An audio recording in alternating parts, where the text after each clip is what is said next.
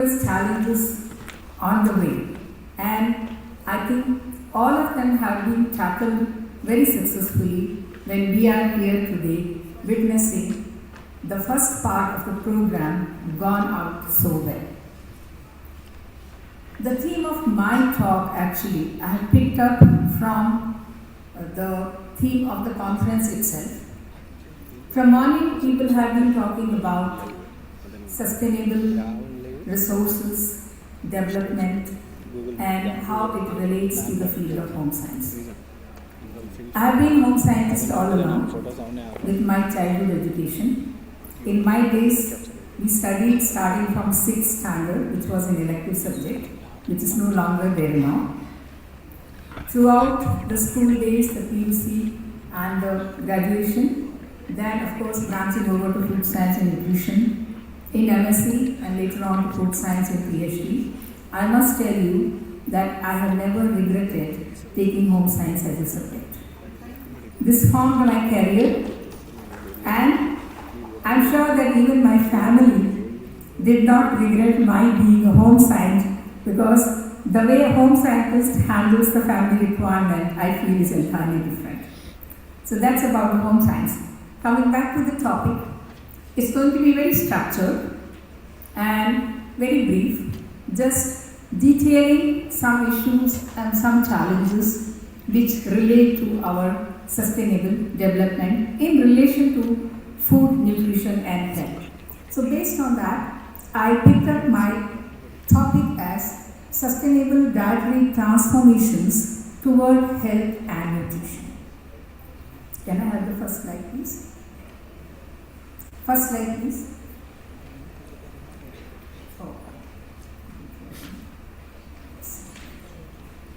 The structure of my talk is going to be, I will mention about the SDGs in relation to food, nutrition and health. Then, of course, since that is directly related to food and nutrition security, I will be touching upon the agriculture and the food systems and the various requirements related to that. Then something about the water security, because what I think is water is directly related to food and nutrition security. And then I go on to the various aspects of dietary transformations. The SDGs, which relate to the topic I am talking about, especially 4 need to be mentioned: zero hunger, good health and well-being, water and sanitation, and responsible production and consumption.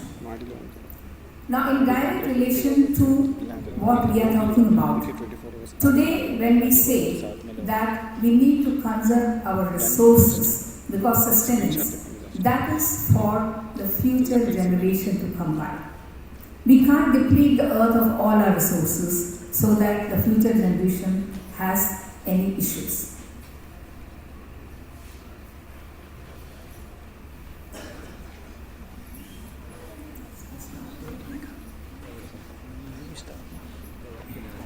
Yes, so I will just mention about these 4 goals very briefly, telling you about the situation at present. We talk about zero hunger, and we have to have a target of not having zero hunger by 2030. But is it possible? When you get the latest figures, India stands with a score of 25.8, the world is 18.3, and South Asia 24.9, and Africa 27.1. But what I want you to note here is that since 2014, the progress has been very, very slow. Before that, there was definitely an improvement, but the progress after that has been stagnant from almost a decade now, and that is because of causes not related only to the food situation, but it's also got to do with various other things such as the armed conflicts, the wars, the climate, and of course the economic situation. So at present, we have 52 countries which have a low score, 36 moderate, 35 severe, but 7 come into the category of severely alarming situation. Goal 3, about good health and well-being.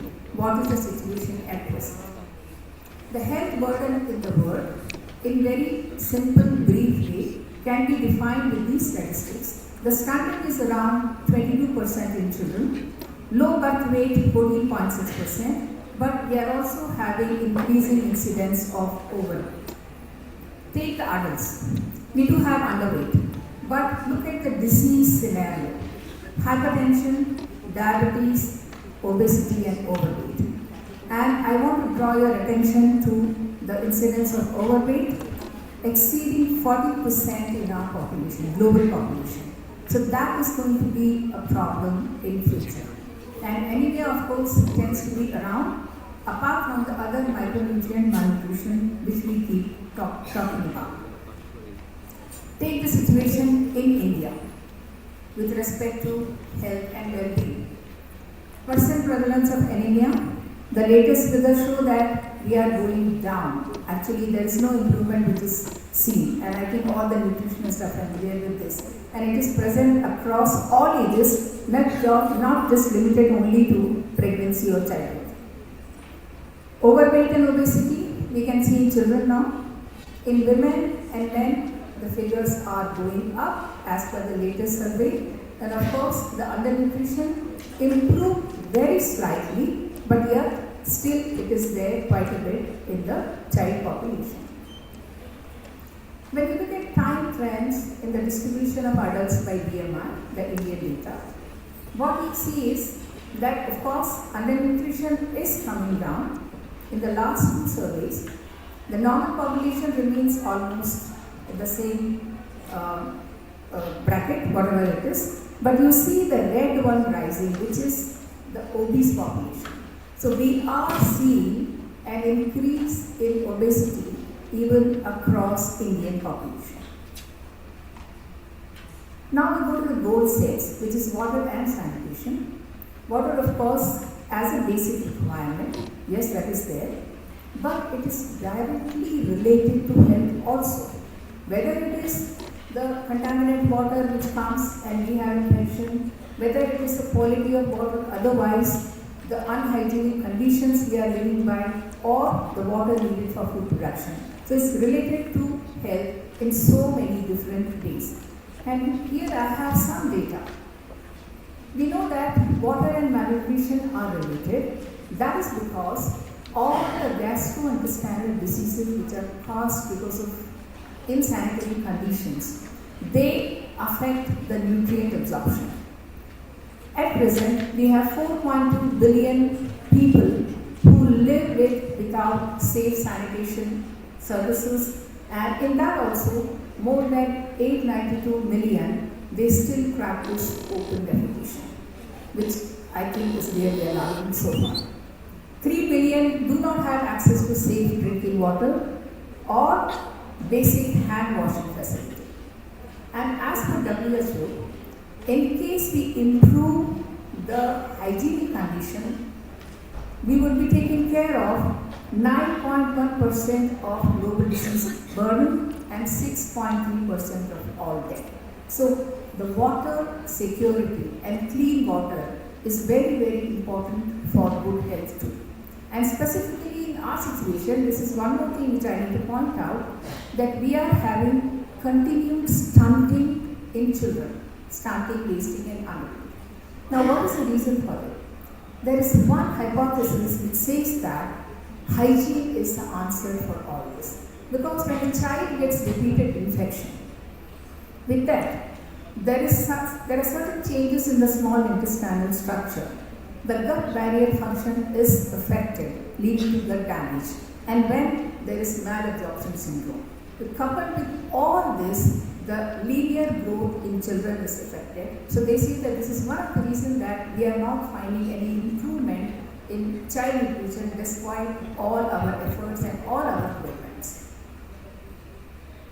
Goal 12, focusing on responsible production and consumption. This is a major part of my talk, and wherein I will be talking about the agriculture and food systems, water security and dietary transformations which are needed.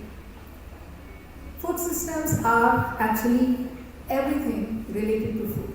The way food is processed, grown, transported, consumed, disposed, everything. Now at present, we are using 40% of land for agriculture, 70% of fresh water is used for agriculture, and 40% of grown food is wasted. Look at this figure. 40% of whatever we grow gets wasted. So now food systems, they are responsible for nourishing our bodies and our planet, but in case it's not taken properly, they can destroy them also. They have enormous potential to support healthy diets and nutrition. They can also support our livelihoods and protect the planet provided they are dealt with properly. They can be a value creating system, but if not taken care, they can also become a value destroying system. These agri-food systems are fragile, but we have to know that they are a major source of global greenhouse gas emissions, because agriculture places a lot of pressure on the land, water requirement, as well as other natural resource systems. So, anything related to agriculture and the present dietary system, they are projected to exceed US dollars 1.7 trillion by 2030 every year. And it says that plant-based diet patterns will reduce this by 41 to 74% by 2030. So see, that means dietary transformations are so important to save our planet. And then the issue is how to build resilience against future shocks, which many, I think, speakers in the morning talked about. At present, the food policies we have, they support the quantity of food, but not the quality of food. Because in most of these food policies, there are free grains which are being distributed. And if we want to have a healthy diet, it says that staples should be 15% and the other foods have to be 85%. Look at this figure. When we eat food, our staples sometimes make 65 to 70% of our plate. It has to be just the other way around. Okay. Now these two slides I have taken actually from one of the agricultural policy book, wherein it shows that what is going to be the demand in another 25 years for the food materials, especially for our country, for India. So 6 years back, taking that into consideration, you can see that cereals need to be increased by almost 40%, the production of cereals I mean. Pulses 93%, vegetable oils 21%, and you see all the other figures. Vegetables, fruits, everything. Because we are talking about increasing population. And to take care of our food requirement, we have to really increase the production of all kinds of food commodities, including milk, meat, eggs, and fish. Everything has to be increased many folds over to take care of the requirement of our population. And this increase has to be in this scenario of what is the available resources to us. These are the land resources, per capita availability in hectares. The total land area, 100 years ago, like 1951, it was 0.91, but 100 years hence it becomes, and maybe just one or two I will bring up. The forest area is 0.11, and it is going to be decreased to 0.04 in another 25 years. So whether you talk about the irrigated area, the land available to grow food, or whatever way it is, that we are going to lose a lot of resources, but we are talking about a much, much higher food requirement. So the question is how to overcome this challenge. Now these two are one of, I think I must say, my favorite slides. I project them always because I want the youngsters to know these facts. Okay. What is the water requirement for growing crop? Normally as nutritionists we say we require 2 to 2.5 liters of water per day. If you say per head the requirement at home, maybe okay, take it to 8 to 10 buckets, that's all. But look at the water requirement for growing crops, which is one of the basic requirements of human life. 1 kg of chocolate needs 17,196 liters of water. Okay. 250 ml of milk, that's one big glass, 255 liters of water. Rice, 2497. 1 kg of apple, 822. Now I wouldn't read the list, but this is just to give you an example of the kind of water needed for these kinds of food to come to our table. Look at the animal products: beef 1 kg 15,000 and odd, sheep meat 10,000 and odd, pork 5,000 and odd, and chicken 4,000 and odd. For one egg, 196 liters of water. Could you ever imagine this? So this is the kind of water required. But when we use millets require just about 30% of water needed for growing rice. That is 750 liters per kg. That's the reason that when we talk about sustainable diet, we say that we need to change over to millet, or at least make millet a part of our diet. A small part of our diet can be millet also. This again is the same thing, but just some day-to-day example for you to see. If you waste a cup of tea, we are losing 35 liters of water. 1 cup of coffee, 140 liters of water. See, for 1 banana or 1 apple, 70 liters of water. We would never imagine that this is a kind of water requirement for growing crops. Okay. So this is just a lesson to learn, to tell you that we can't waste food, because we are wasting water which has gone to grow that food. And we can't waste water either, because even water is very important. Now, why dietary transformations are needed? Again, coming back to the nutrition insecurity part. The hidden cost of global agri-food system is about $12 trillion annually, and 70% of this comes because of unhealthy eating pattern. And what are these? These, you are familiar: insufficient intake of whole grains, fruits and vegetables, excess sodium and sugar and fat intake, and of course high intake of red and processed meat. And I want to talk something about the planetary health diet put up by Eat Lancet Commission. They say that these recommendations are for healthy and environmentally sustainable eating. And what they recommend? They recommend diets which are rich in plant-based, with limited intake of animal-based foods, sugar and saturated fat. At the same time, they also say that there is enough evidence to show that these diets are related with lower risk of all-cause mortality, cardiovascular disease, obesity and type 2 diabetes, something which is important for Indian population too.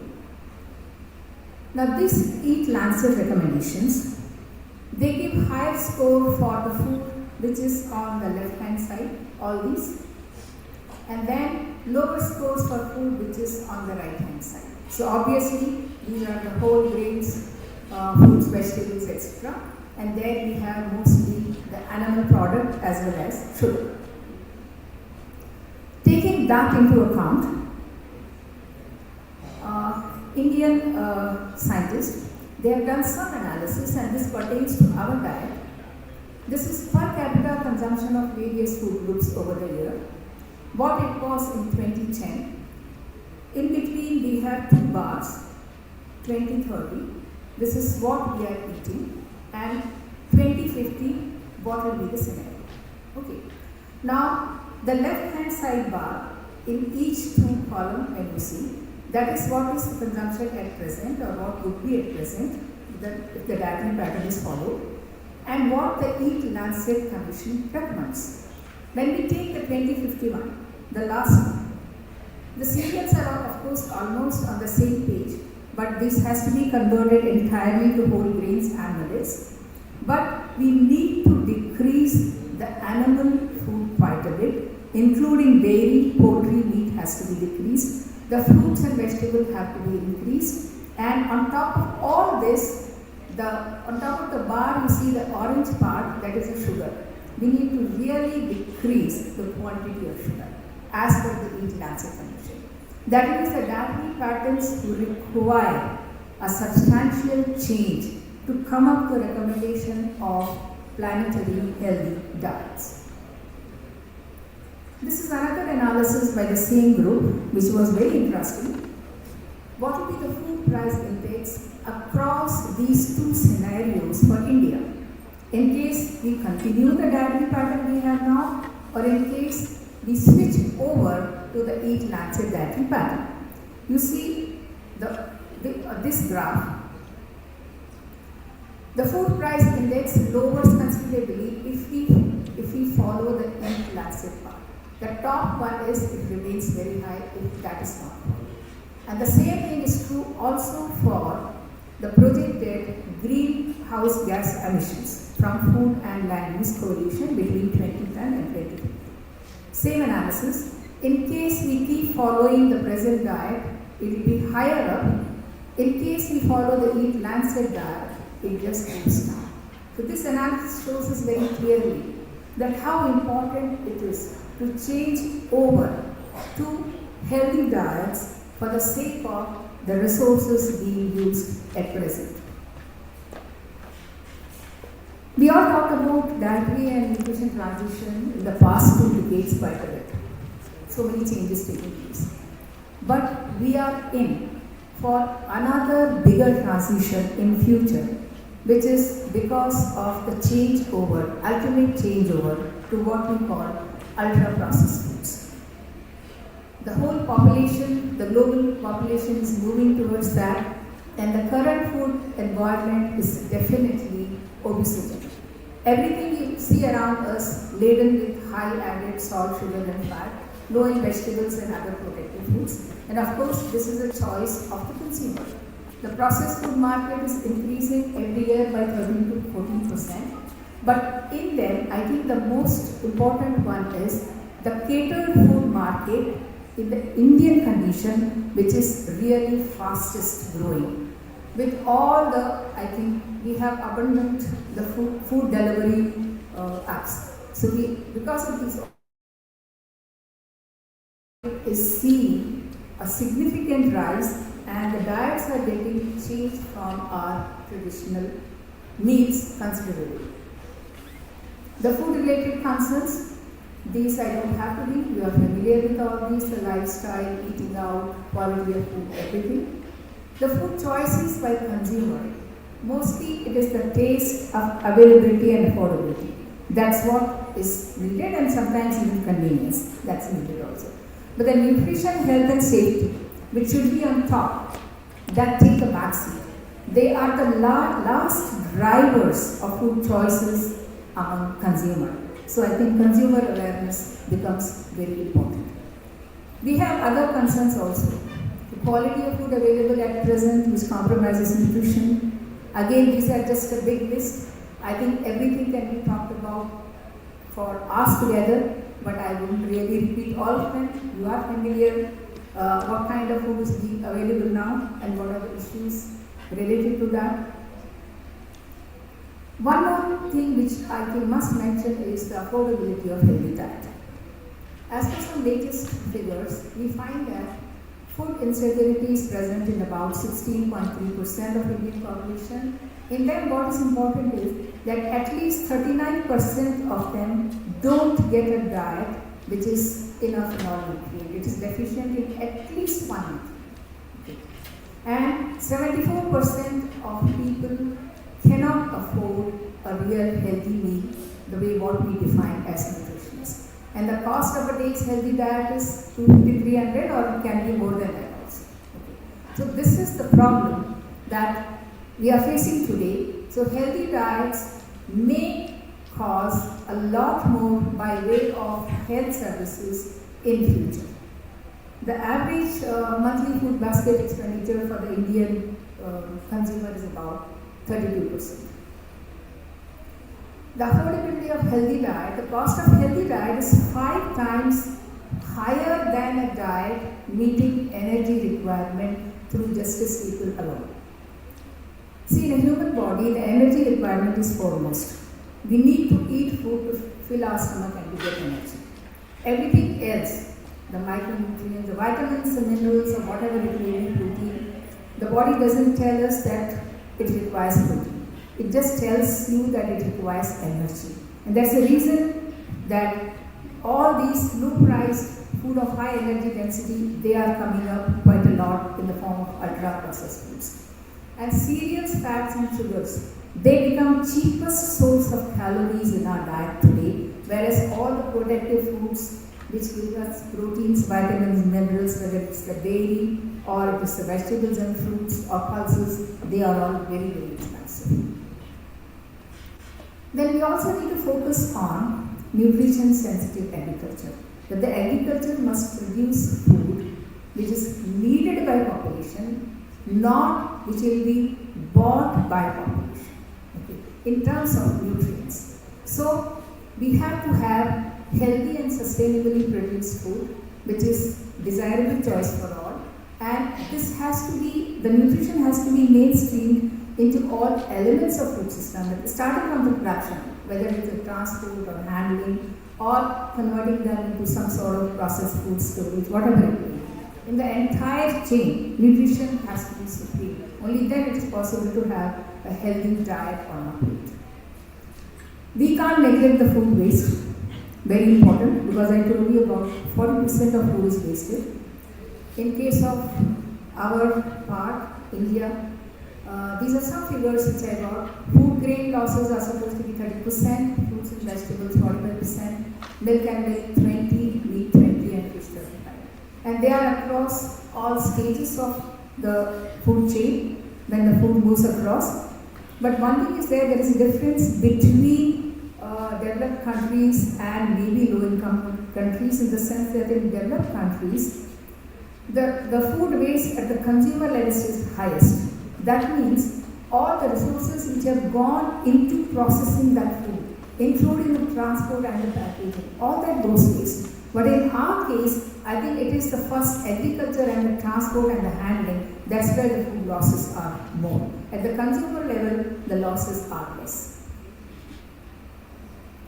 Dynamics of healthy eating, we need to prioritize our health. And as nutritionists, again, these are all very familiar key elements. We talk about selecting healthy ingredients, healthy processing techniques, limiting all the culprits, salt, sugar, fats, and refined foods. And of course, in case of processed foods, all processed foods are not bad. We just have to read the label and make a judicious or a proper selection. That's all. And this, I think, is my last slide, which talks about dietary transformations which are needed for sustainability. Nutrition sensitive agriculture, I talked about. Focus on a healthy plant-based meal, because that is the very core or very fundamental to planetary healthy diet. We need to follow a certain amount of dietary diversity by choosing different kinds of food. And I must say that we have to choose more of local foods than global foods, because local is something, when we choose local foods, we spend very less on the resources. Nutrient density of food, what we are eating, is very important, and that's where the ultra-processed food come into picture. Limiting sugar, salt and fat. Selecting natural foods over refined foods. Again, this is something we are familiar with. The way nature gives us food, I think, is the most healthy. We try to refine them and take out everything which is needed by our body just for the sake of taste. We stop doing that, our diets will automatically be healthy. And reducing food wastage applies to specifically younger generation, because this is something, see, in our tradition we were taught this from our childhood, that we never leave anything in play. But I see in the younger population sometimes, maybe not all, but sometimes I see that a lot of food is ordered. I have seen in the restaurant, a lot of food is ordered on the table, and even half is not consumed. So somewhere we have to think about this food wastage, that at least from our part, it starts at home. We do not waste food. So this is my last take-home message, that we need to transform the diet for better health and nutrition, and by way of doing that, we will be saving earth, water, resources, as well as minimizing waste. Thank you for your kind attention.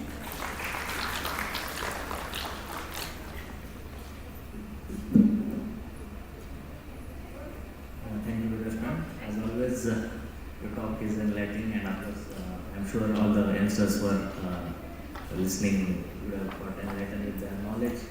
and the way forward for your research as well as academic goals. Just to sum up in 2 minutes, she has highlighted the importance of sustainable resources for achieving long-term nutrition security and public health.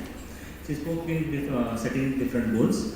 One was she spoke on the zero hunger by 2030, and she also listed some of the major drivers towards it. Under the goal good health and well-being, she has given the statistics of health burden. Under the goal water and sanitation, she emphasized the role of sanitation on the health as well as the overall well-being. Towards the responsible production and consumption, she spoke about food systems, emphasizing on the dietary transformation, when she emphasized that plant-based diet pattern should be followed and primarily which will reduce the global greenhouse gas emission.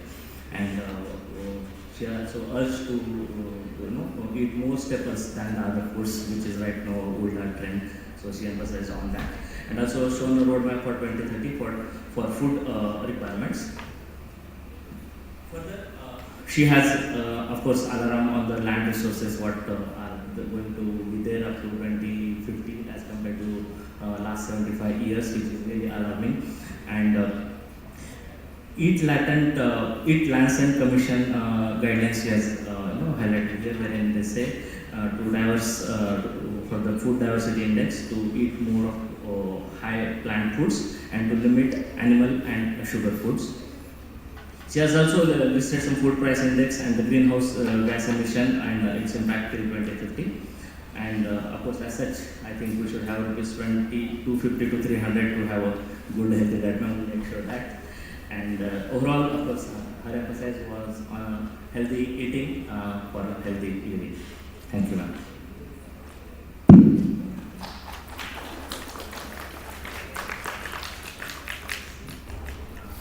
With your permission, ma'am, if any questions are there, you can ask, ma'am.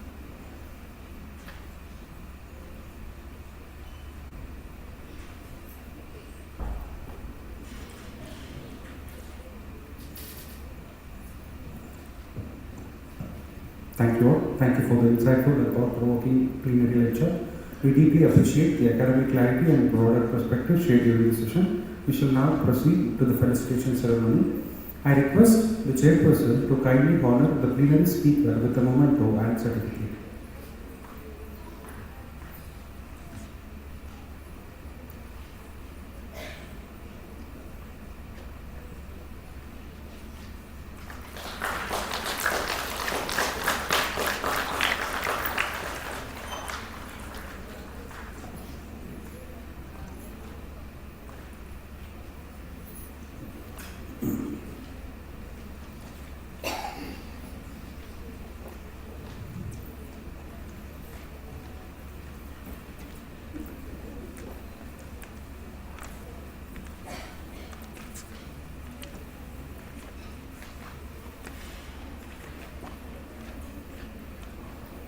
I request the chairperson of this session to kindly honor and present the certificate appreciation to the rapporteur of this session, Dr. Hemlata Nisi.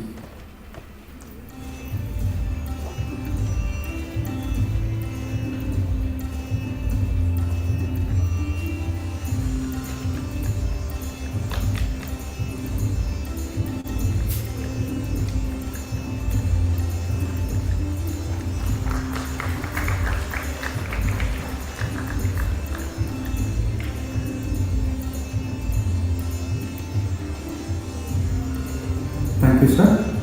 I now request the organizing convener of the National Conference of Home Science 2026 to honor the chairperson, Dr. Ashutosh Vinamdar.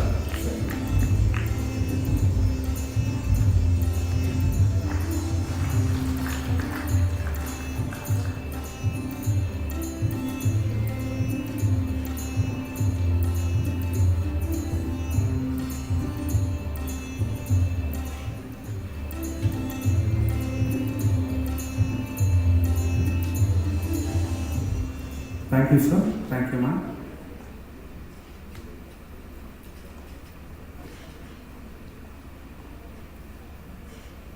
We now move to the plenary session 2 of the National Conference.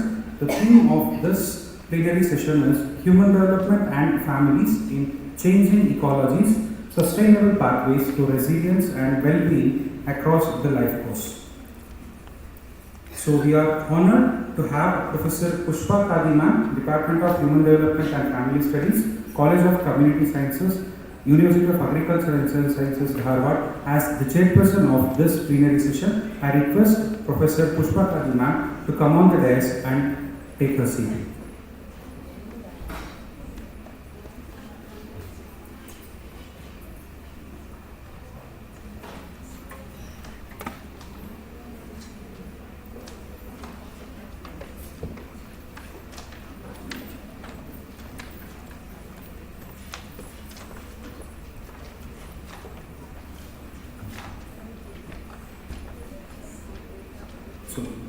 The speaker of this plenary session to Professor K. Arokya Maraiselvi ma'am, Department of Human Development, Avinashi Lingam Institute of Home Science and Higher Education for Women, Coimbatore, Tamil Nadu. She will be joining us through online mode. I welcome her to this plenary session too. And next, I request Dr. Manjula Patil ma'am, Associate Professor, Department of Human Development and Family Studies, College of Community Sciences, University of Agriculture Sciences, Dharwad, to be the rapporteur for this plenary session too.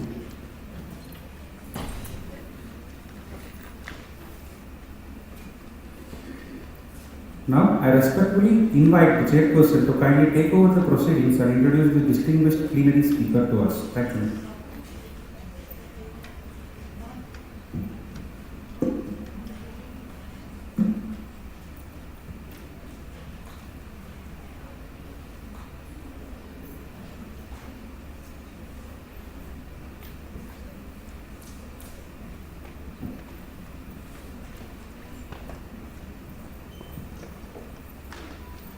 Good afternoon, one and all.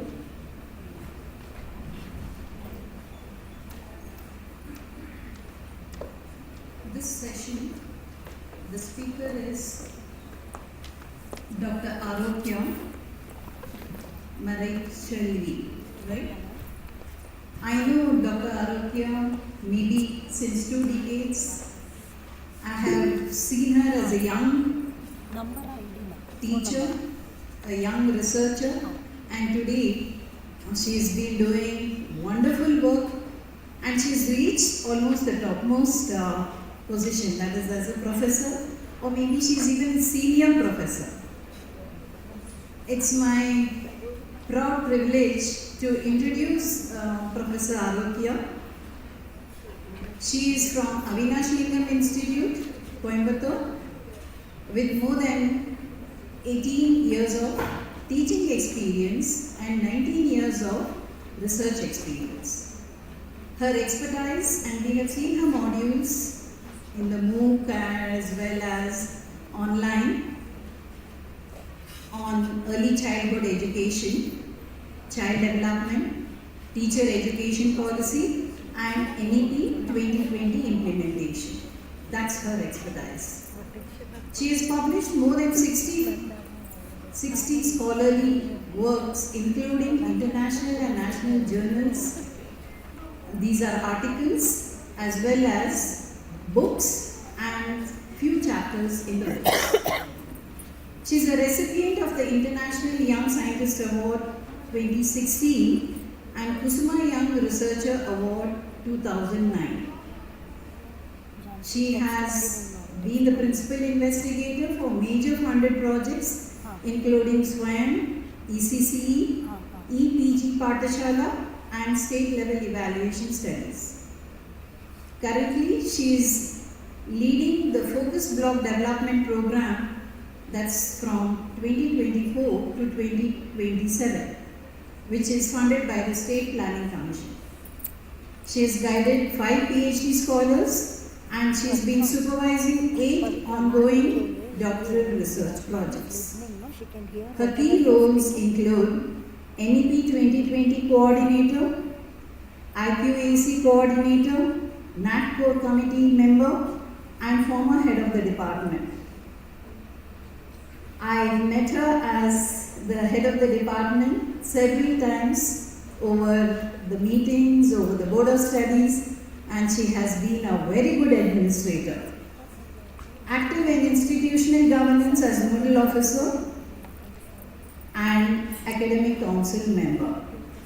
So it's nice that we are going to have a lecture from Arogya on this important topic, human development, the basic unit, how human development is affected by the family and the individual as well as family resilience and the pathway for their transformation and sustainable well-being of the individuals.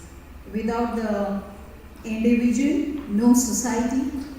Individuals cannot grow all by themselves. They need to be in a family, and families have to be strong. As Indians, we are proud of our Indian families, and I think the rest of the world, they are aping us now. They are finding our family ties so marvelous, the kinship ties so wonderful, and the grandparenting extraordinarily wonderful. So we have a lot to contribute to the world, not only to our Indian setup, though of course we do have here and there few challenges because of the dual earner, women being the pivot of the family, and though the other gender is taking care of the responsibility, the egalitarian roles have been taken up well by the other gender, still women are a little under stress. So let's hear from Arogya what she has to contribute towards this wonderful, important topic relevant to every individual on this earth. Arogya, to you.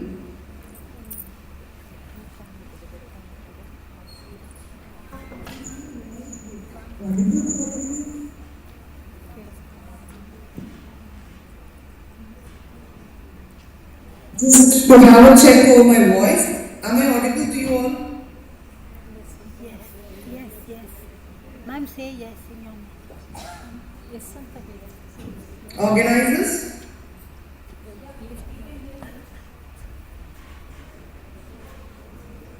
Organizers, please let me know if I am audible to you. Yeah, you are audible. Yes, ma'am. Thank you so much. Audible, ma'am, audible.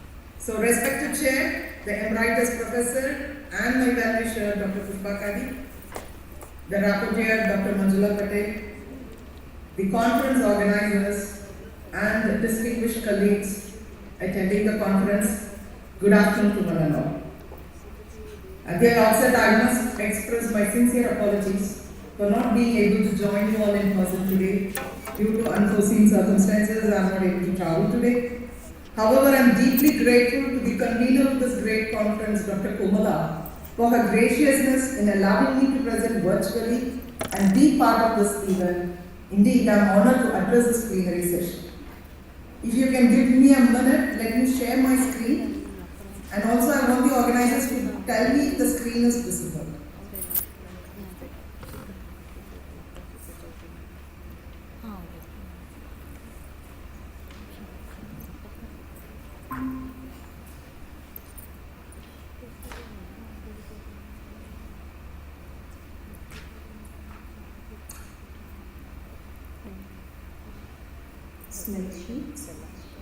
Yes, ma'am. Is my screen visible then? It's visible. Oh, thank you. So, this session, titled Human Development and Families in Changing Ecologies, Sustainable Pathways for Resilience and Well-being Across the Life Scope, is formulated to explore one critical question that is close to my heart. And the question is, how can families not just survive, but truly thrive amidst the unprecedented ecological changes of the 21st century? To make this question even more simpler, let me put it this way. What helps families stay strong and do well in these rapidly changing times? So to answer this big question, let me break it down to 4 specific questions that will be guiding us to understand this session today. Accordingly, the 4 specific questions, once again my slide is not moving, the 4 specific questions that is going to guide our exploration today are, the first one is that, what are the critical ecological changes affecting families today? And second, how do these changing ecologies impact development across the lifespan? And thirdly, what protective factors promote resilience?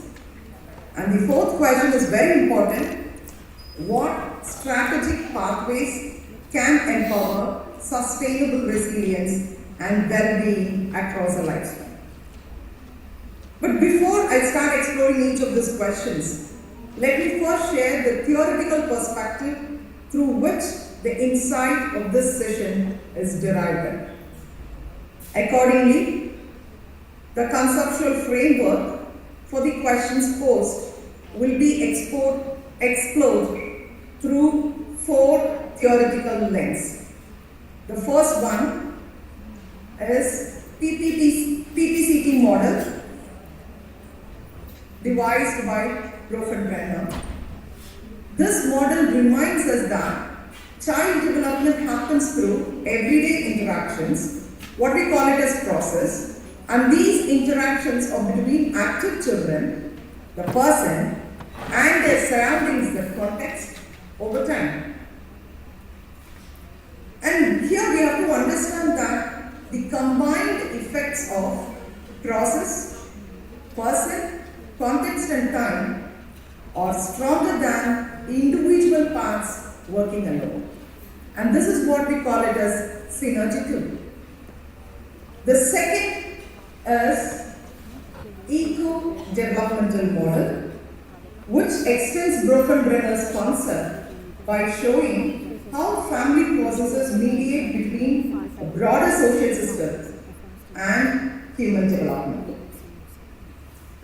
Third theoretical perspective is derived from Walsh Family Resilience Framework.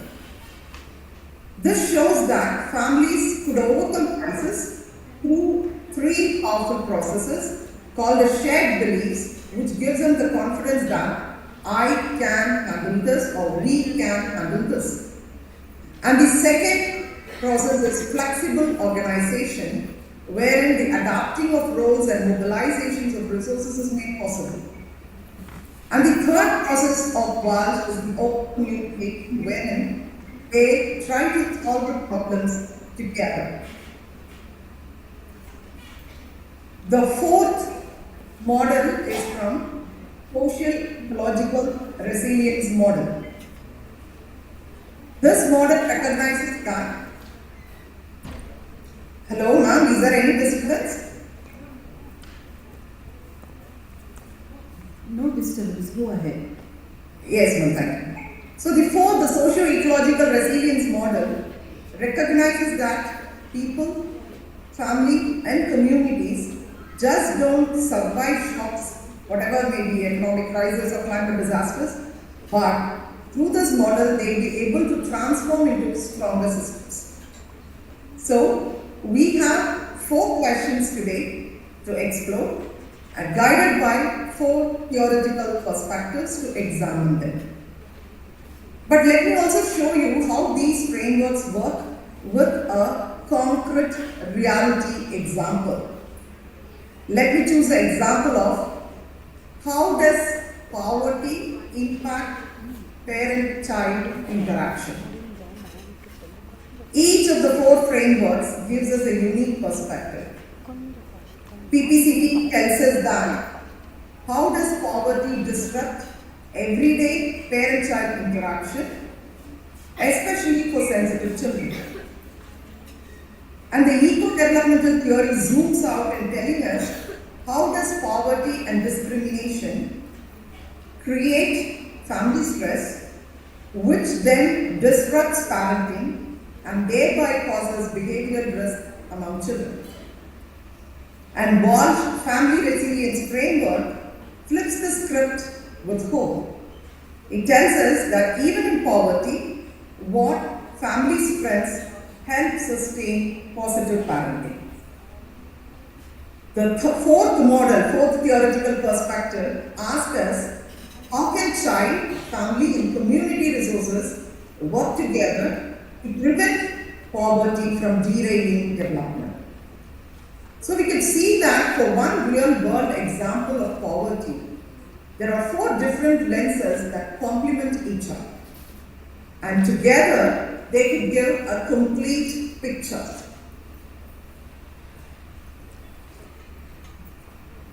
Now, with these frameworks in mind, let us dive into the 4 guiding questions, starting with the first: what ecological changes are affecting families today? While there are many ecological changes that affect families today, I just wanted to focus on 3 critical transformations which stand out as particularly crucial. The first is the climate change, the second is evolving family structures, and the third, the digital equality. Looking in detail of each issue, climate change. When I say climate change, I believe that all of you will accept with me when I say that climate change is not just an environmental issue, it is a family issue.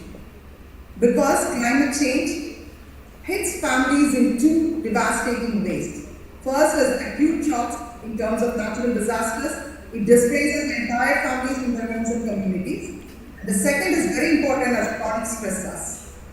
Economic instability caused by climate-driven job losses, rising costs, food insecurity, and more importantly, we call it as eco-anxiety today. Eco-anxiety is nothing but the psychological burden of knowing that our children and grandchildren face a deteriorating planet. And also, I feel this climate change are not distant problems. They are disrupting family stability, parenting quality, and child development right now. And the impacts are distressing. In terms of physical health, increased mobility from extreme weather has happened. Mental health, PTSD, depression, and anxiety are on rise. In terms of developmental disruptions, there is compromised cognitive and emotional development delays in children. And inside the family system, there is a lot of violence, child marriage, and migration due to these climate changes. So I would say climate change threat multiplier that compounds existing vulnerabilities. For example, drought leads to family poverty and then to child marriage. Floods displaces the family, and somewhere trafficking and sexual violence happens. And the second ecological change that I wanted to focus is on evolving family structures. We are now seeing new family types, single parents, blended families, multi-generational homes, transnational families, etc. These transformed families brings in changing gender roles, dual incomes, generation gaps, migrations, and money pressures. There is a beautiful research inside that gives us hope in terms of immigrant families. They say that immigrant families thrive when they blend old roots with new wings. That is, keeping heritage while embracing new opportunities. So the key here is balance between continuity and change. But now the question is, how many of us successfully integrate the new system with our strong identity? There the challenge lies again. And moving on to the third ecological change that we wanted to focus today, it's about the digital ecology transformation. Now technology is now added as a new layer for children's environment, which is getting added in school, family and peer systems like a new ecosystem. The American Academy of Pediatrics 2026 policy statement had emphasized that digital tools can support development only when designed for children's needs. But if they are not in that way, it harms us. So it implies that quality matters than quantity. Take Instagram for an example. When teens use it to share creativity and connect meaningfully, it supports their identity development. Skills grow, connections deepen. But endless scrolling and comparing themselves to filtered, perfect images causes anxiety, depression, and moreover body dissatisfaction in them. So one single tool of Instagram has opposite outcomes. Hence, we have to understand it is about the design and use that matters. Now, after this first question, exploring the first question, now let's examine the second question of how these ecological changes impact development across the life stages, starting with early childhood, moving on to adolescence, and then to adulthood. Across all of these three stages, this presentation will explore the reality across the three issues that I have already explained to you. Now moving on to this early childhood, spanning 0 to 8 years. Here, because of these ecological changes, the foundation building is under threat. In terms of climate stress, as it impacts prenatal exposure to air pollution and extreme heat, it leads to cognitive delays in young children. And with reference to family changes, our research has already told us that a poverty-related harsh parenting, where the children score one standard deviation lower in language skills at age 2, that is significantly below their peers if they are subjected to poverty-related harsh parenting. And in terms of digital ecology, there is digital overload for these children. Screen time has replaced crucial face-to-face interaction, and hence language delays has been seen now. And apart from all of these research evidence, let me also give you a powerful evidence. Adverse childhood experiences in early childhood had predicted heightened social emotional distress and reduced school bonding in adolescence. So we can very well understand that early disruptions have long shadows. But I tell you, there is hope, because early intervention matters enormously, which we will be addressing in the forthcoming questions. Now moving on to the next lifespan stage, the adolescence, spanning 9 to 18 years. We all of us know that identity development is one of their major developmental tasks, but today their identity is in digital climate crisis. The climate stress, as I already told you, eco-anxiety is affecting their future orientation. The family stress, for example, economic strain, it reduces parental warmth and monitoring, and hence their risky behaviors are on the rise. And digital comparison, as I already told you, comparison to filtered images on Instagram and TikTok, it drives anxiety, depression, and body dissatisfaction.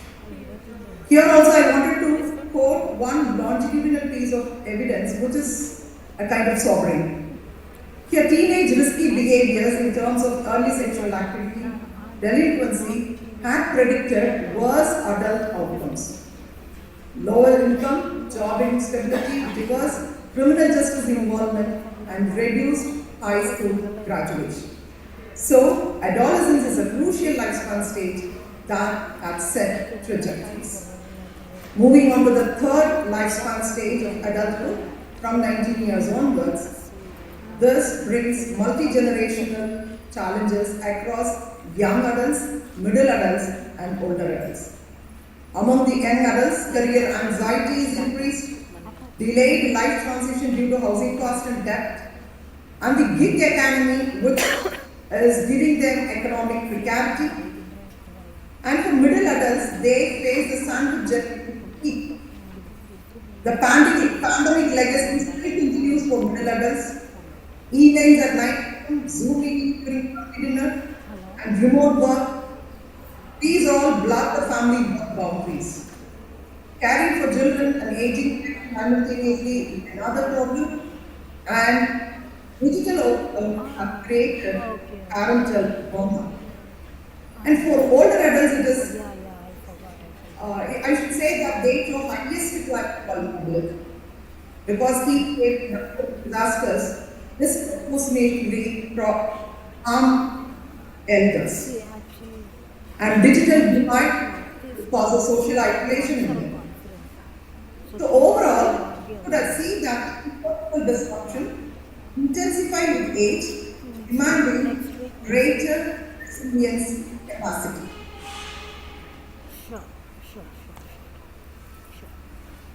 Now, we have seen the problems in terms of climate change, digital overload and family pressures that disrupts development across the lifespan.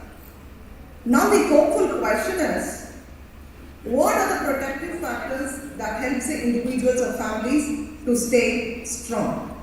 This brings to the third question of exploration, what protective factors promote resilience? Research has already confirmed that there are three crucial protective clusters that work together across all three life stages to create comprehensive resilience. First is the individual competencies, that is the skills that the people need at each age. Early childhood children need emotional regulation skills and social skills. Adolescents need a different type of skills, digital literacy and identity skills. For adulthood, it is an adaptive capacity and generation. Second comes the family processes. It's a relationship that supports development. In early childhood, the children need warm caregiving and low conflict. In adolescence, they need connectedness and balanced autonomy. And in adulthood, the resilience processes and intergenerational support are crucial. Third, moving on to the community level, those are the systems beyond the family.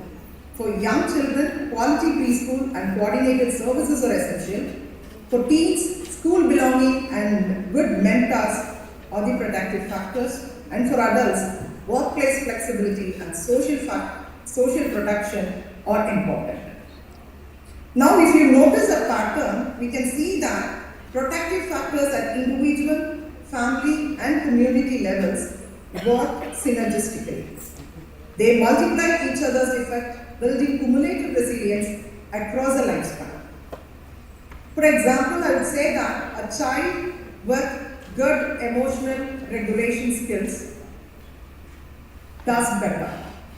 The same child with the same level of emotional regulation skills plus warm parenting does even better.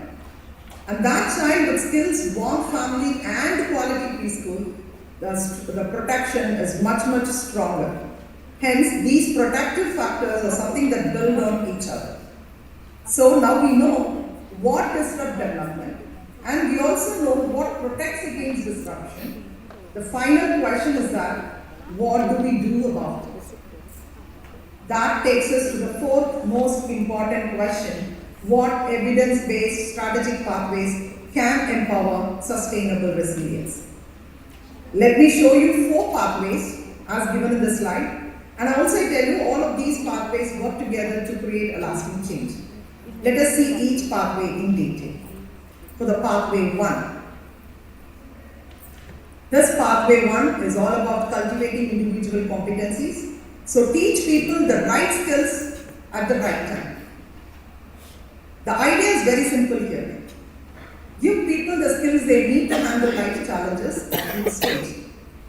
For young children, teach them how to manage big feelings and teach them social skills and language development. Here I just wanted to show an exciting part. It's about the READY, that is research-based development informed preschool program of UK. It shows that when children are taught emotional and social skills at age 4, they are found to be protected from stress and family problems all the way into their teenage years. So early skills gives them long-term protection. And for teenagers, they need different sets of skills. Digital literacy, social emotional learning, identity exploration, and of course health-seeking behavior. For adulthood, it is about their lifelong learning and career adaptability as a most crucial skill, followed by stress management for middle-aged people and digital inclusion for older adults. But where does this happen? Where are we going to implement this? It should be implemented in places where naturally people gather. It can be a school, youth program, or workplace training or senior centers. And think of all of these individual competencies as building blocks that strengthen individuals' resilience. Now a little further to the pathway 2. Strengthen the families. though individual competencies are important, we need to strengthen the family because families are where resilience begins. How a family adapts to stress determines how well both children and adults thrive. As already explained, researcher Walsh identified 3 core processes that is already given in the slide. Now, due to time consumption, I may not be dealing with it in detail, but looking into this core resilience process, how are we actually strengthening these processes across the lifespan? For families with young children, we need to conduct parent coaching programs to teach responsive caregiving techniques. And when parents are under stress from climate disasters or job loss or any financial pressures, these programs help them stay warm and avoid harsh discipline. And what about for families with teenagers? Family therapy that balances 2 goals have to be given. One is supporting teen autonomy. At the same time, the therapy should also maintain emotional connection. Teens need space to explore their identity, but they also need to feel that the family is there for always with them. And what about adulthood? Here is where we refer them as sandwich generation. So, dual generation programs need to be given to them to support the parents and children together because they are interconnected. Along with that, caregiver support groups can be provided to give them space for adults juggling work, child care, and elder care, etc. Again, where does this happen in practice? In family therapy clinics, home visiting, parent education programs, family resource centers, etc. The key insight in pathway 2 is that when we strengthen family causes, we are not just helping one person, we are building resilience that ripples across generations. Now, towards a pathway 3 that moves further to the community. So we have now crossed the individual, the family, and now we have come to the community level. So the pathway 3 is all about building communities and systems that actually support families. Here is one reality. Individual skills and strong families that we have already seen are not just enough if the system around families are broken or if the system creates additional stress for them. So we must intentionally design our communities to support development at every stage. Let me take you what this looks in practice. For young children, start with the universal quality preschool, as every child deserves access, not just those who can afford it. And again, I tell you, preschool is not just enough. Here, I like to quote the Stanford researchers, what they call it as early childhood community systems, where health clinics, preschools, and family support programs talk to each other, and they coordinate care. That is what we needed even to the kid who is born in a remote place. And crucially, green spaces and natural play areas are very, very important for young children. And for school-age children, the schools must become trauma-informed with the teachers to be trained and recognizing that the behavior problems are actually because of the trauma responses that they have undergone during their childhood years. And also providing school-based mental health services are important, and they really create connected school climate. And the next 2 systems are about the digital ecosystems and health systems, which I've already touched upon. And these 2 systems are something that has to be created just for the whole lifespan. For example, the digital ecosystem, we need age-appropriate design. Apps and platforms should prioritize only the developmental needs over engagement metrics. So, every child has to be protected from the exploitation and harmful algorithms that leads them to addiction. So this is where the other system, the health system also comes into place. We somehow need to want integrated care in the health systems. It might integrate physical health, mental health, and family support in one place. And also, there is a need in our country to make the community mental health accessible without stigma. And now moving on to the last lifespan of workplace and community, that is for working families and older adults. Family-friendly workplace policies need to be taken care of. Age-friendly communities for older adults has to be created. And moreover, climate resilience infrastructure are also needed. Having said this, there is a hard truth for us to understand. All of these support systems that is provided in the slide can be in place only when there is a policy reform. And additionally, for policy reform, it requires cross-sector collaboration and also requires intentional community design. And the bottom line is that we can't just tell families to be resilient. We must build the systems that makes resilience possible. Moving on to the final pathway of addressing structural determinants of resilience. Here it is about the fixing the broken systems, not just help people cope up with them. Here I would like to point out an uncomfortable truth. All our micro-level interventions that I had mentioned in the first three pathways, teaching parenting skills, building family resilience, creating supportive programs, I say those are insufficient if we don't address the macro-level intervention, macro-level barriers that create stress in the first place. For example, we can teach a parent perfect emotion regulation techniques, but if they are working 3 jobs a day to afford rent, constantly exhausted, and there comes one medical emergency away from eviction, how much can individual skills really help?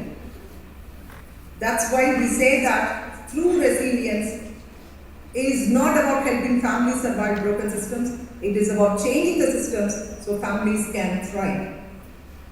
Let me be specific about 4 systems that need transformation: economic justice, environmental justice, health and education equity, and policy levers. In economic justice, the most important things that has to be taken care of is living wages, affordable childcare, and universal basic income pilots. With universal basic income pilots, let me tell you how this works structurally. If there is a universal basic income to all the people in the society, this would provide economic security, reduces family stress, and enables better parenting. In the same way, in environmental justice, let me take the example of green spaces in low-income areas. Clean environment can support child-brain development and family stability and compromise the loss due to low income. That is how it can work structurally. Likewise, health and education policy levers all do work together. But how do we make it happen? It is through policy advocacy and research informing legislation. Here is a challenge to all of us, especially to the august audience of this conference, the home science professionals over here. Let us not limit ourselves to family interventions alone, as most of our researchers interdisciplinary. We must engage in structural transformation because our expertise in child development, family systems, and lifespan processes positions us perfectly to advocate for policies that actually enable resilience. I know the most ambitious pathway, but it is also the most necessary pathway that we have to delve into. And this slide is putting all the 4 pathways together to see how they work together. Pathway 1, the individual competencies give people skill to navigate challenges. Pathway 2 provides relational support. Pathway 3, it gives the institutional support. Pathway 4, structural change creates justice and equity. Therefore, sustainable resilience across the lifespan can happen.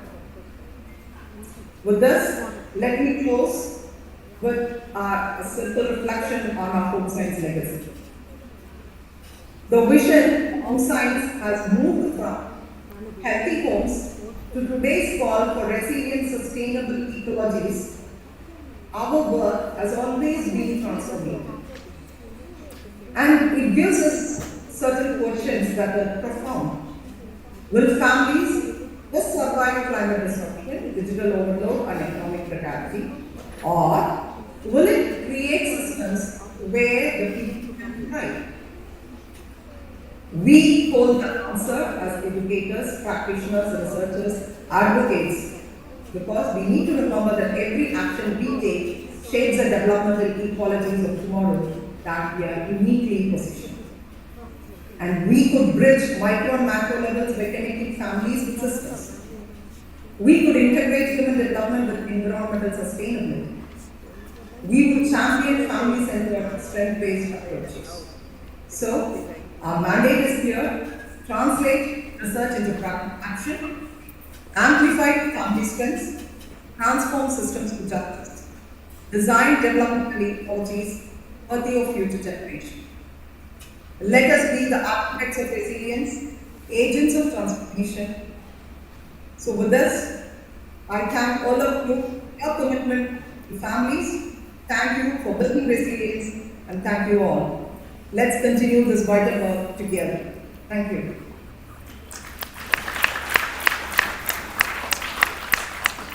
Wasn't that wonderful? We understood about the individual's growth and development in the context of the family, family in the context of the community, and the challenges that they are facing. Plus, more than challenges, only when challenges are there, life becomes more interesting. But there are always solutions. And we have the lecture also covered, gave a lot of importance to the pathways and to the solutions. So we can work only, we can get the best results only when we work together. And it is not that only human development specialists would do all this, lot of what is to be done for the individuals and the families. Our home science discipline is a wonderful discipline with all 5 disciplines integrated so well. So when we work together, I think we will bring about a drastic change and improvement in the society, in the community. To give you an example of how the actions have been taken, where I was placed, I can speak out of my experience, because all that we looked here was, you may sound it's very theoretical and it has to be done, how do we do it? But let me build in confidence to the young generation that we have done it. And Manjula is also one of the members who has contributed to what we did with the community. In our SAUs, State Agricultural Universities, where the College of Community Science is placed, it is mandatory for us to adopt a village. It's not just few families that we adopt, but the entire village we work with. We understand what is happening there. It is participatory approach, and then we work together. And we brought about the changes, and I can say today, I find this life, what we have gone through, has really been meaningful because of the work we did at the village level. We started with the early childhood education. We could see the changes in these children. So drastic improvement. A little one of 10 months, 12 months, she would approach the stranger so boldly, interact with the stranger. Whereas a child who was not into the early childhood care center would not face any stranger other than the mother. It was not with one child or 2 children that we have observed. A good sample of 60 to 70 children in the creche. We work with that, we work with their development, and what is it that we provided as an intervention? It was so cost effective. We could see a drastic improvement in their mental development indices for those children who were in the creche, in this play center. At what age were they? Right from 6 months to 3 years. Why did we cater to such young children? Because they were left all alone. The grandparent was taking care of the little one, and you know how grandparents are not as mobile as the young adult is. So when we brought them and we could see the changes, these children, their indices, mental developmental indices went up, psychodevelopment indices went up, whereas those children who were in the control group, it was deteriorating. It went so low to the level of -1 SD and -2 SD. Right? And what did we do? How much did we spend? It was just the 4 interventionists who spent about 1 hour or 2 hours in a day for only 5 days in a week. We did that. We trained the Anganwadi teachers. I mean, we don't call them Anganwadi teachers, but then they were identified as Anganwadi teachers. So this play center teachers who were there, we trained them, and they in turn started managing the school. We didn't close the school after our program. The community demanded for the program to be continued. And what did they do? They contributed towards the midday meal. They contributed towards the pay of the nursery school teacher. Okay, you may say this is just one unit that you are referring to, but if all the centers, all colleges, all home scientists work in this fashion, we don't need even the government's help. This is the confidence that we have and we need to do. If we do not do it, who will do it? It's not that we are in service and we are doing it. Even as retired professionals, we are ready to work for the community. But we need to work together. It's not in isolation that we can do it. So, Arutya, wonderful coverage. You have given us the total picture of what is happening with the human beings, what needs to be provided, who has to provide, and families alone are not the total responsibility of the child. It is the society and the community also that have to work together. Even for the elderly, you will be surprised. If the young old can take care of the old, we don't need the young adults to be burdened with elderly care. So let's see what can be done, and each college, whether it is a traditional college, a conventional university, or an agricultural university, if each college takes up such work and works in the community, if the community is engaged in their welfare and growth, there won't be anything better than this. Thank you. And I would like to invite any questions. Arutya is here, even we are there.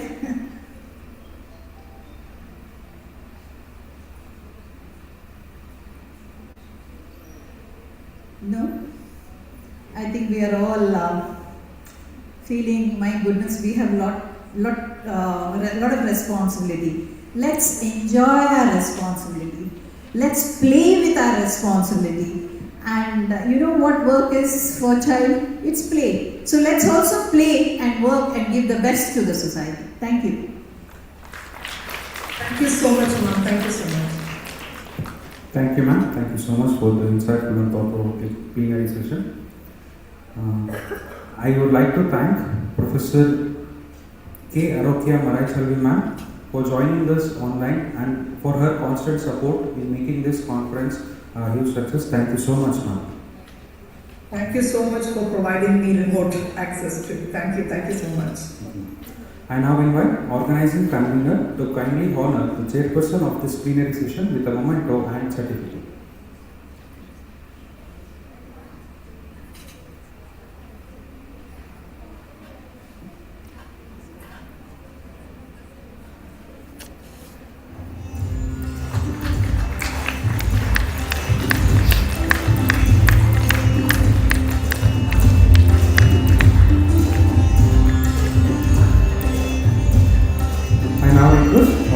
Secretary of this conference to present the certificate of appreciation to the rapporteur of this session.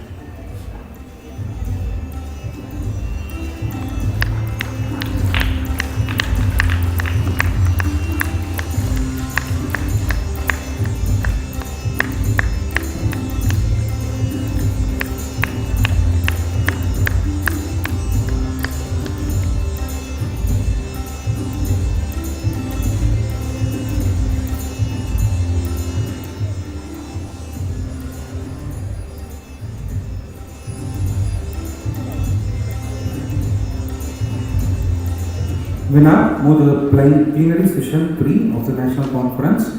I request, we are honored to have Professor Usha Ravindra, Head, Department of Food Science and Nutrition, University of Agricultural Sciences, Bengaluru, as the chairperson of this session. I request Professor Usha Ravindra to come on the dais and take her chair. We extend a warm welcome to our distinguished plenary speaker, Professor Hina K. Bijli, Professor, Community Resource Management and Extension, School of Continuing Education, Indira Gandhi National Open University, New Delhi, Haryana, and also acknowledge and welcome the rapporteur, Dr. Anita C., Associate Professor, Ross and RN, Food Science and Nutrition, ASOU, Mysuru, who will be documenting the proceedings of this session.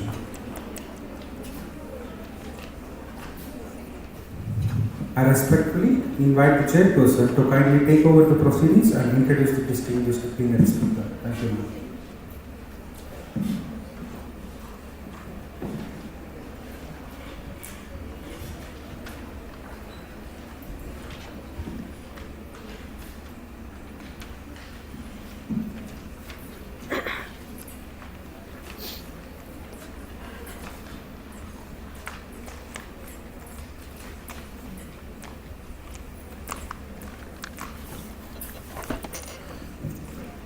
Good evening, friends. So much we heard from the previous session. How difficult it is to change the societal perspective or social changes. Now we are moving into the last session of the plenary session of the day. I don't take much time about the introduction of the topic. Rather than I would love to introduce Dr. Hina Kausar Bijli. She is an associate professor at Indira Gandhi National Open University, IGNOU, Delhi. She holds a master's, doctoral and PhD degree in community resource management and extension from University of Delhi. She has got over 25 years of teaching and research experience, and also she has worked in Aligarh Muslim University and other institutions, and she has got expertise in community resource management and gender studies, which are very, very high situation at present. And she also working towards women empowerment. Yes, that's most important for societal resilience. Then also rural development as well as extension education, because ultimately whatever we do in our classrooms, whatever we find out in the research laboratories, should reach the community through the outreach activities. She has received many prestigious awards and contribution to the field of home science from the University of Delhi. She has contributed to the academic programs, curriculum development and extension activities in home science and community development. Has served as program coordinator as well as convener in academic and institutional bodies at IGNOU. So now I would love to hear from Dr. Before proceeding, I would like to introduce our chairperson of this session to the forum, Dr. Usha Ravindra, Professor in the Department of Food Science and Nutrition, UAS Mysore, Bangalore. She is heading the Department of Food Science and Nutrition with 31 years of teaching and extension experience in food science. She is a gold medalist, and she has got this expertise in sustainable nutrition, especially with millets and women empowerment. She has, to her credit, she is the principal investigator of multiple national projects, that is, to say a few examples, DST, DBT and ICAR. And she has guided around 13 PhD students and 14 MSc students, and published around 135 research papers with 8 books and chapters, and delivered more than 2,000 plus skill trainings and established food processing units for rural entrepreneurship. So with this, I welcome you to this forum, ma'am, and I request our speaker to present the people.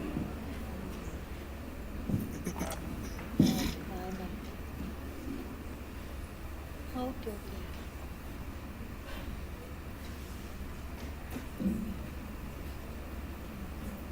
Thank you for the generous introduction. since morning, we've been listening to dignitaries on stage regarding the long journey of home science and what contemporary home science is all about. Being a professor of home science since the past 10 years and having launched contemporary home science programs in IGNOU, which is well positioned today to take home science pan-Asia, not just pan-India, pan-Asia, across the globe.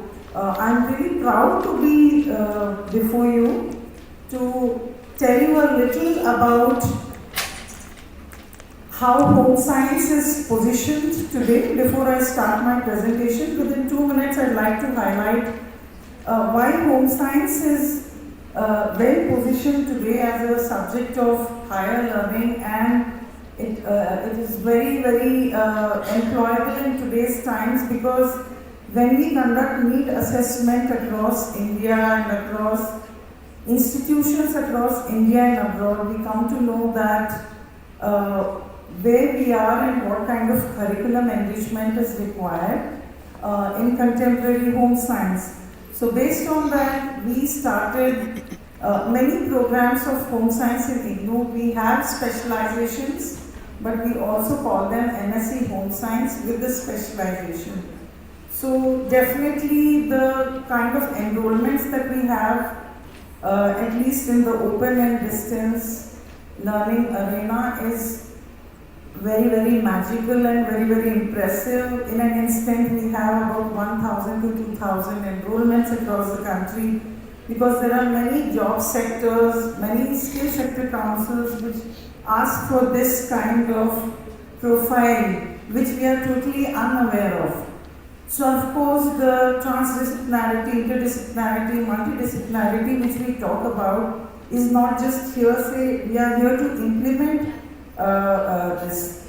So nonetheless, we have also positioned home science in the National Credit Framework, in the National Council for Vocational Education Training, with contemporary subjects like community development, apparel, merchandiser, and things like that. IGNOU is at least doing that. So I think all home scientists should come up and take this cause forward, so that our visibility, how well positioned we are as a subject, comes across to people as a legitimate body of knowledge, a very professional body of knowledge, which we need to think about today. So enhance all the curricular frameworks through the National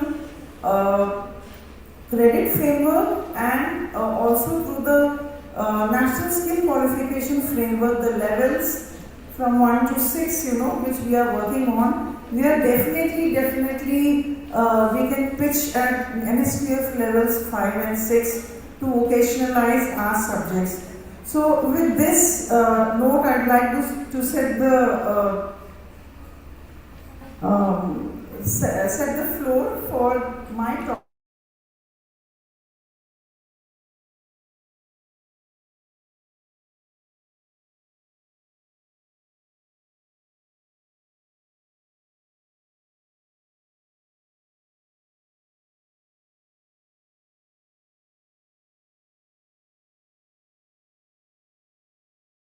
Environment, sustainable and clean and green environment, and India is signatory to these sustainable development goals, whether it is zero poverty, zero hunger, gender equality, good health and well-being, clean drinking water, climate action and all that.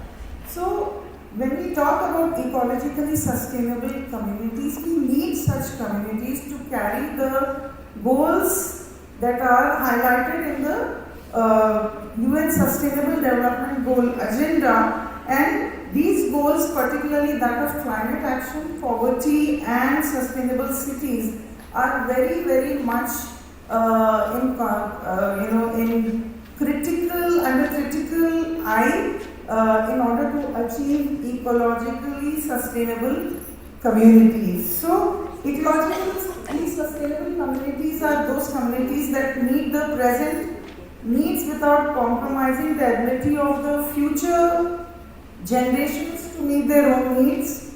So this vision aligns with the World Commission on Environment and Development of 1987, which emphasized that balancing economic growth, social equity and environmental protection are very, very essential.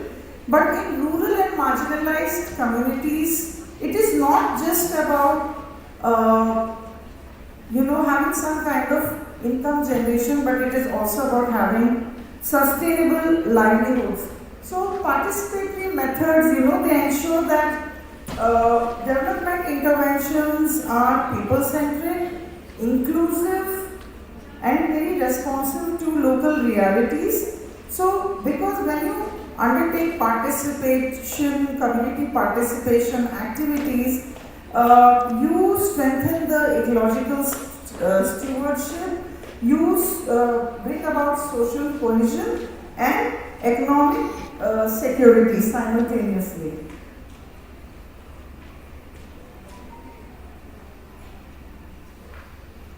So the sustainable livelihoods approach, which was provided by Robert Chambers and Gordon Conway, they suggested that livelihood comprises of capabilities and assets, but at the same time these capabilities and assets that are used for living, they have to be sustained also by how people can cope with shocks, stresses and so on. And at the same time, the resources should not be undermined. So this was what was basically the sustainable livelihoods approach, which most of the communities in India are coming up with, because sustainable livelihoods approach tries to give them very diversified means of earning income, not just their own particular way, but through other ways of earning like handicrafts or energy enterprises, renewable energy enterprises and so on. So, sustainable livelihood frameworks comprises of different components: context and conditions and trends, livelihood assets, institutional processes, livelihood strategies, sustainable livelihood outcomes. So when you look at the sustainable livelihood framework, we see that the context and conditions and trends are governed by policy, politics, macroeconomic conditions, climate, agroecology, demography and so on. And the livelihood resources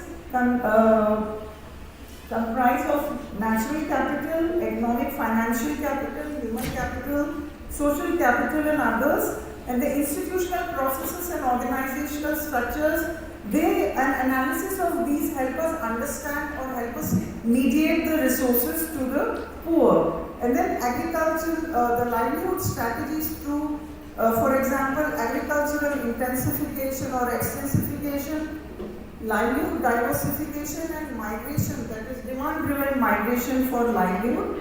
All these, if they are analyzed, the strategy, it kind of helps come out with different pathways. Then sustainable livelihood outcomes are ones, which help people to enhance their working days. It helps them to come out of poverty. It brings about poverty reduction, and then it also leads to sustainability. So since I've been told to cut short my presentation and we have overshot the time, I'll just breeze you through my presentation. Please let me know if you have any doubts or any clarifications. So when you try to understand sustainable, ecological, sustainable communities, we need to understand how to analyze the vulnerability context. Because if you look, for instance, when you think of vulnerabilities, we think of hunger. Hunger comes to our minds first, which is one of the first or second UN sustainable goals are related to hunger. The first constraint that comes towards sustainable development is hunger, and India scores 104th in its ranking as per the Human Development Index out of 127 countries, and the score is so low that the kind of hunger which is rated here is very, very critical, and some of the four contributing parameters by which global hunger index is valued is undernutrition, child stunting, child wasting, and child mortality. So the session which we just had before this is pretty much related to what I'm saying right now. And of course, when you think of vulnerabilities, you think of seasonal variations, climate variability, and you think of how you can map these vulnerabilities through social mapping, seasonal calendars, and other techniques of participatory method as well as participatory research. For example, during COVID, when we conducted researches across India, we realized that participatory assessment by people in the communities or people in the organizations made us realize that there were reductions in food consumption, there was chronic indebtedness and so on. So these kind of vulnerabilities are very, very important to understand how we can strengthen livelihoods and how we can understand sustainable development. So community-driven analysis is very, very important because then you can come up with coping mechanisms like food banks, you can come up with mutual aid systems, collective farming techniques and so on. So the 5 livelihood assets which I just mentioned some time back, human capital that comprises of human skills, knowledge, your capabilities, your capacity to exude laborious work and things like that, exude energy. So participatory training programs, skill development workshops and community health initiatives as well as education of course helps the poor to come out of the poverty state. Then social capital as conceptualized by James Coleman, social capital refers to networks, social cohesiveness, reciprocity and all kinds of all those shared norms which people share in the communities. For example, participatory groups such as self-help groups, cooperatives and farmer collectives, they all build a lot of trust and reciprocity. So then there is natural capital which comprises of land, water resources, biodiversity and ecosystem, participatory watershed management, joint forest management. These are some techniques, by which you can build natural capital, but one has to see that at the same time ecological sustainability can also be achieved by balancing resource extraction with resource regeneration. That cannot be compromised. Then physical capital, it comprises of roads, irrigation systems, water supply, renewable energy installations, etc., which enhance productivity. So participatory planning ensures that there is equitable access and maintenance. So when people are engaged in participation, they go into a state of self-reflection, they understand their own realities, they question their own realities. Then financial, of course, capital, savings, credit and access to financial institutions, they bring about financial inclusion. I won't dwell much on that, but at least they'll reduce dependency on those exploitative credit mechanisms. So all that has to go. Then what is the role of, I just spoke on this. I've also spoken on this, I just breathed. So what is the role of institutions? So institutions, they try to understand the power relations that exist in communities and they try to mediate with those power relations. And the examples of institutions are panchayats, non-governmental organizations. We also have multilateral organizations who are working on this, self-help groups, financial institutions.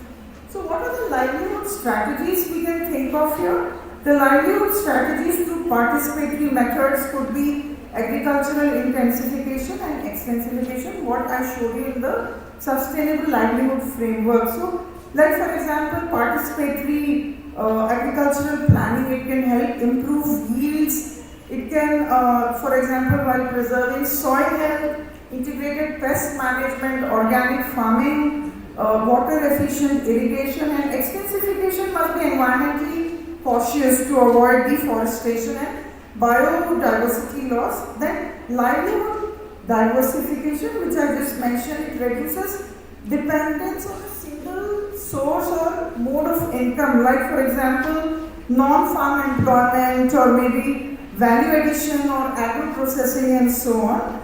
And diversification also enhances the income stability and also kind of buffers seasonal fluctuations.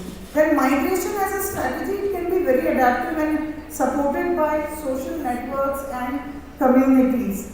So, what are the sustainable livelihood outcomes that you come across once you adopt these livelihood strategies? Employment creation, which means increased number of working days, poverty reduction, improved income levels, food security, not just food security, I would also like to add food and nutrition security when you give nutritionally adequate diet, and this diet is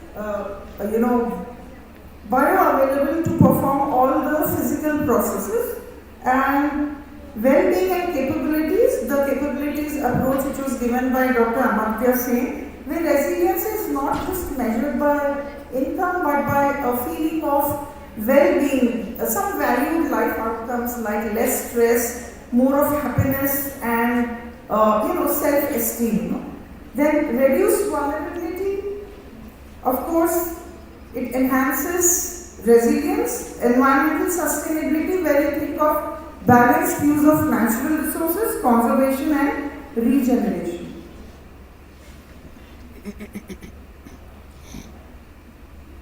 So there is a concept called common property resources, how they can be managed, like forest, grazing lands, tanks, your panchayat bhavan or your community center or a primary health center. So,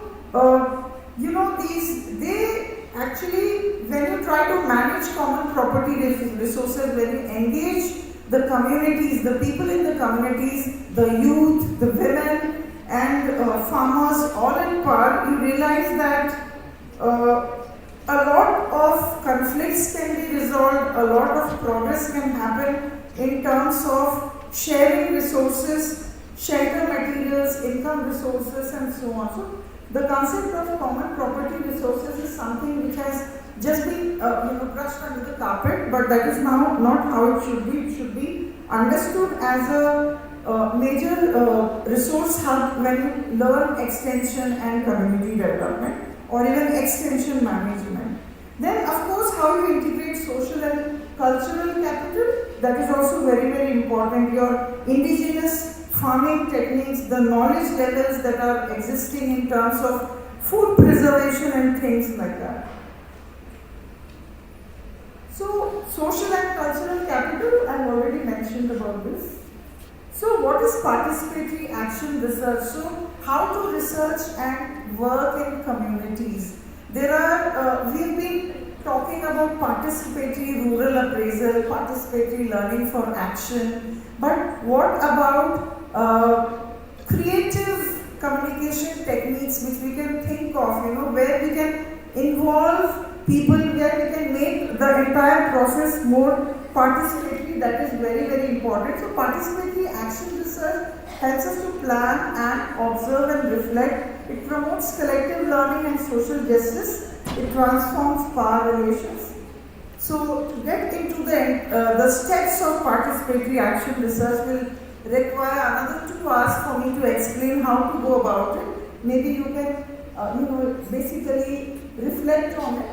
Creative participatory methods, some of which we can discuss today, are theatre, participatory filmmaking, photo voice. Photo voice, it enables marginalized groups to visually document environmental concerns or maybe bridge literary gaps, or basically tell people how they have conducted water conservation through photo voice. Songs and storytelling, folk art is another way. When people do mud wall painting, it connects sustainability with culture and things like that. So it engages people and helps them to share their ideas, their thoughts, and how to come up with solutions so that when people are made a part of it, they are also, they own what they say and they take the cause of working together forward.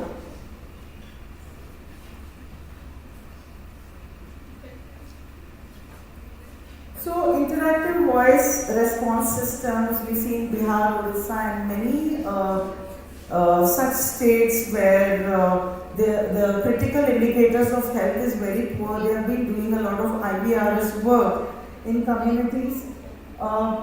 Then community radio we all are aware of. App-based platforms like My Government, citizen engagement, policy feedback, two-way dialogue, social media, digital storytelling and youth engagement, all this come under app-based governance platforms. Social media engagement, needless to say. So this is a case study of participatory filmmaking which was undertaken by an NGO called Pradhan. It is very, very interesting for you to understand. I think this is my last slide. So this was a study that was taken in Chakai block in Bihar by a club called Lahanti Club. It's a youth club. It's a group, youth club of local Santal Adivasis, and they work on the upliftment of the local Santal community with specific interventions in local children's education and through a research translation project coordinated by the NGO Pradhan in these areas. The Lahanti club members went through a process of training and capacity building in all aspects of filmmaking, starting from using a digital camera, shooting and editing films. With skills gained, the youth shared archiving their traditional and indigenous knowledge around food and nutrition through the process of participatory filmmaking.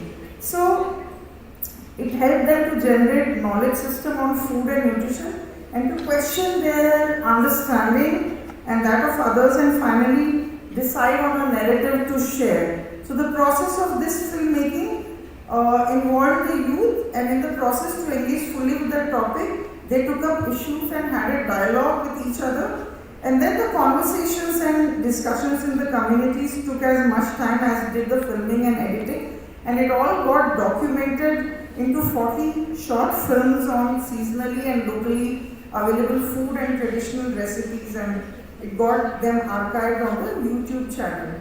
So this was very, very interesting where people own up for what they do and they become responsible for generating their own development. But there are some risks in participation. There is elite bias, gender bias, spatial and project bias. Of course, all of us as researchers are aware of this. So, indicators of resilient communities, like I already mentioned earlier, but integrated strategy for resilience should be a participatory diagnosis, asset strengthening, common property resources governance reform, gender sensitive and youth inclusive approaches. So, resilient communities emerge through participatory governance, strengthen livelihood assets and sustainable resource management. So participation is a pathway to ecological justice and sustainability. We need to have ways in which we could question our own realities, co-produce knowledge and manage our resources collectively for ecological approaches to generate resilient and transformative communities. Thank you. Sorry that I had to rush through my presentation, but if anybody has any questions, they can ask. Thank you, Dr. Deena Bijli, for covering her whole PowerPoint presentation. I think she was ready for almost 45 minutes, and she made it a very, very crisp and very meaningful and very beautiful presentation she made. She started her presentation with how home science is in the contemporary world and how we have to diversify ourselves. And I want to congratulate her for mentioning that home science is being placed in the national credit framework. That's the one big thing. I think we have to give her a big round of applause for that. And She also focused the core areas like equity, good health, clean and green environment by participatory approach.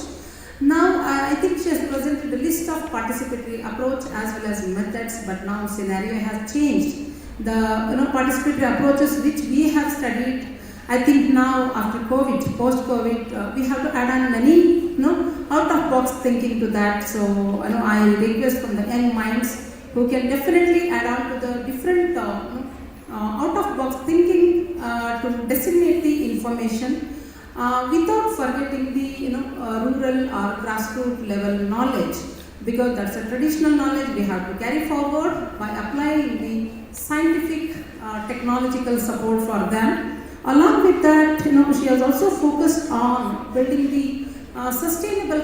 I think Dr. Hina, you can take a chair.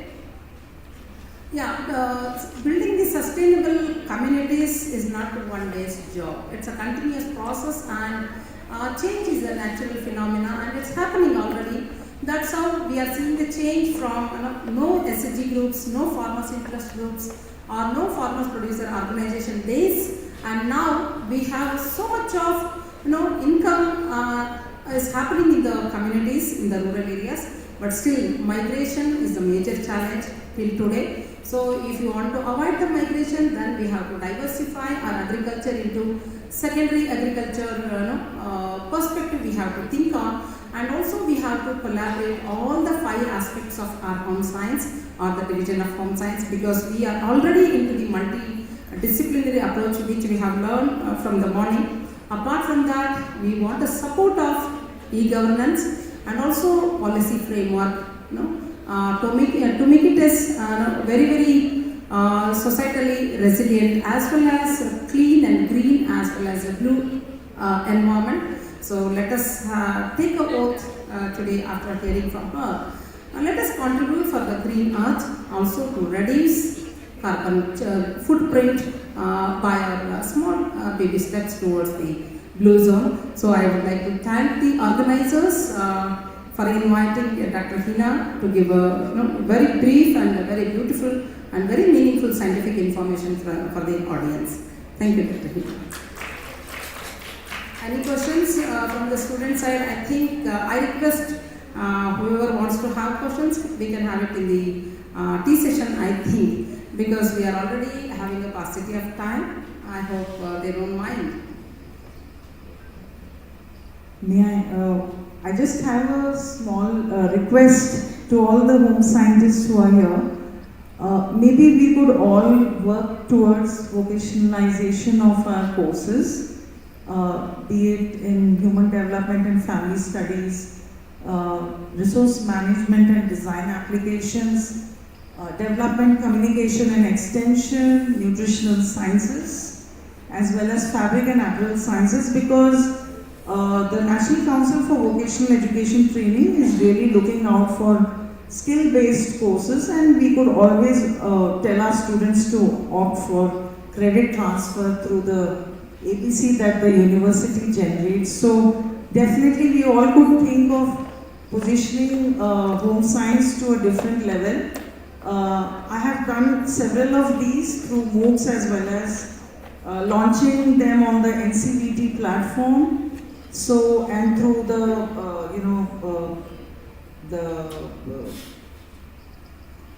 the Government of India platform also, where we have our massive open and online courses. So definitely I think this will enable our students and students who are non-home scientists to take up such courses and give them an opportunity also to do such courses. I think Extension Department of Extension Education can lead, because other disciplines, they do a very good work, but probably we fail in documentation and presentation. So I think, as you said, I think we can all work together, but our youngsters should lead us. Whatever information they require from us, from our past experiences, definitely we are there to frame the courses for non-home science. It may be graduates, it may be public, it may be a policy makers. I think that's a very good initiation. Thank you for giving me a chance to talk. Thank you. Definitely it will be documented, and as a proceedings, conference proceedings, we will just recommend. Thank you organizers for giving an opportunity for us, particularly to chair the session. Thank you.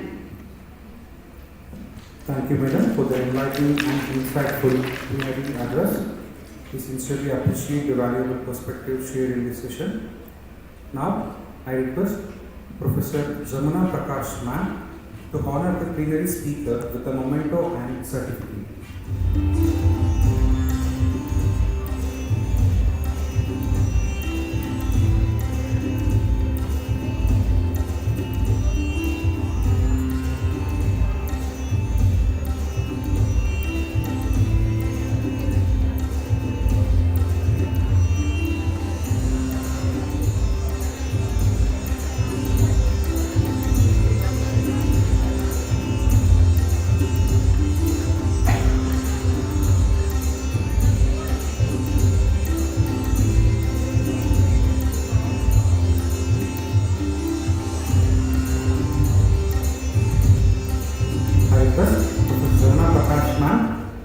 Chairperson of this plenary session with the memento and certificate.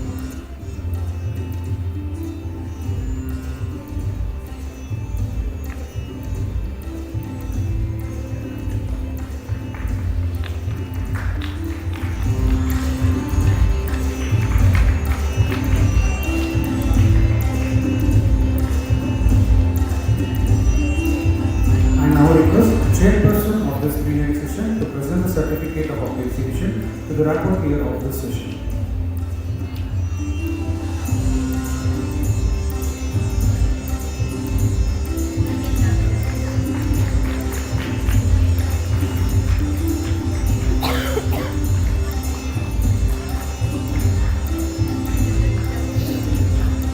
Thank you all.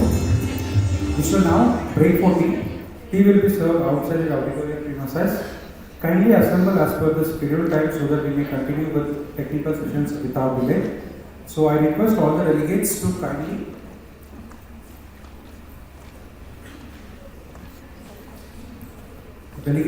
take note of the schedule for technical sessions. We will be conducting 5 parallel oral presentation sessions in the SIST department, ground floor. The sessions are organized as follows: 2 parallel sessions of food science and nutrition, 2 parallel sessions of human development and family studies, 1 combined session of family resource management, extension education and communication, and textiles and apparel design. Delegates are kindly requested to proceed to their respective halls, and all the halls are mentioned in the ground floor. The directions have been made for each and everyone to reach their respective classrooms. So, for poster presentations, they have already